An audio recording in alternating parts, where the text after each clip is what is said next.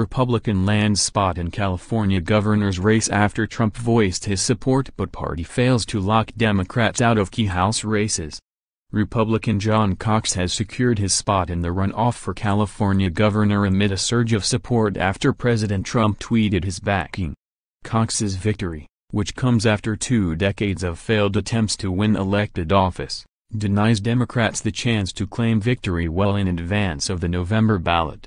It was not all good news for the GOP, however, as they failed to lock Democrats out of several congressional races that will be key to their attempts to regain control of the House.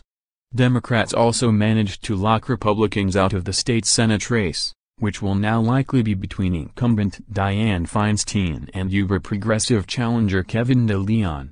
Cox got about a quarter of the votes counted so far in Tuesday's election to easily outdistance former Los Angeles Mayor Antonio Villaraigosa for second to Newsom, who won by a comfortable margin. Cox had been struggling to break clear of fellow Republican Travis Allen until Trump tweeted his endorsement 2 weeks ago, 273 characters that rallied the president's fans but set up a hyper-partisan battle with Newsom. Because of California's jungle primary, the top 2 finishers, regardless of party, advanced to a runoff in November. Newsom, the state's lieutenant governor and former mayor of San Francisco, had said during the primary he preferred a Republican opponent in the fall.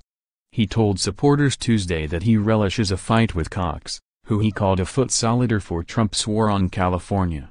Meantime, Cox made it clear he'll be fighting Newsom on taxes and California's high cost of living. It wasn't Donald Trump who made California the highest tax state in the country, Cox told enthusiastic supporters.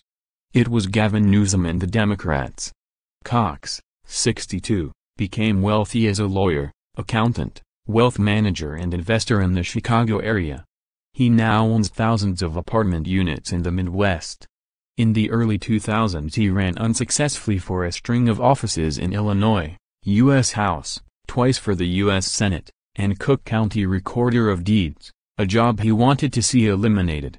He also ran for Illinois GOP chairman. In his 2004 Senate run, he shared a crowded debate stage with then-State Senator Barack Obama and sparred one-on-one with the future president over the Iraq War. He later ran for president in 2008 and fought unsuccessfully to get into Republican debates before dropping out, but his name appeared on the ballot in several states. He bought his house in Rancho Santa Fe, outside San Diego, in 2007 and moved there full-time in 2011, according to spokesman Matt Shoup. Cox, who has largely self-funded his campaign for governor, decries what he calls the corrupting influence of special interests, a line of attack he's sure to deploy against Newsom, who is backed by heavy-hitting unions, businesses and interest groups. He's also focused heavily on California's high taxes and cost of living. He's one of the most prominent backers of a ballot initiative that would repeal recent increases in gasoline and diesel taxes, which is likely to qualify for the November ballot. Tuesday's primary included a preview of the potency of the gas tax as a political motivator. State Senator Josh Newman, a Democrat targeted for supporting the gas tax hike, was recalled by a wide margin. The race for governor was one of hundreds of contests Californians narrowed on Tuesday. U.S. Senator Dianne Feinstein cruised to first place in her bid for a 5th full term, while fellow Democrat Kevin DeLeon, the heavy favorite to finish second and advance, had trouble shaking little-known Republican James Bradley. Northern California voters recalled the judge who gave a light sentence to a former Stanford University swimmer convicted of sexual assault. It could take days to sort out who will advance in several key Southern California races for U.S. House.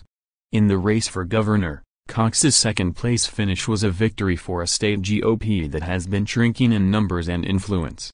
It avoided a worst-case scenario where Republicans would stay home for lack of a candidate in the races for governor and U.S. Senate, thereby imperiling vulnerable Republicans in other races. Cox faces long odds in November. No Republican has won statewide here since 2006.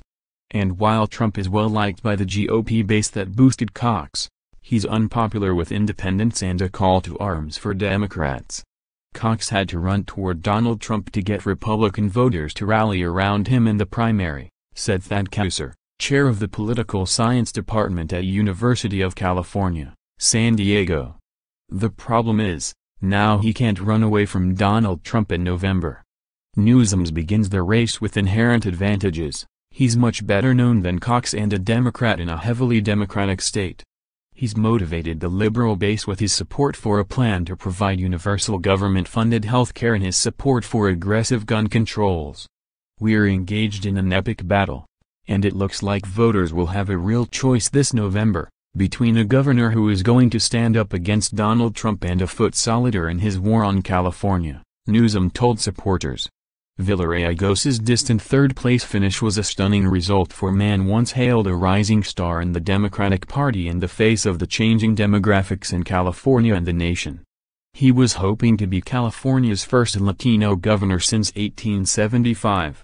His focus on energizing Latinos, moderate Democrats, independents and some Republicans wasn't enough to overcome Newsom's strength with the Democratic Party's liberal base or Cox's united GOP front. He conceded Tuesday night and endorsed Newsom while also congratulating Cox.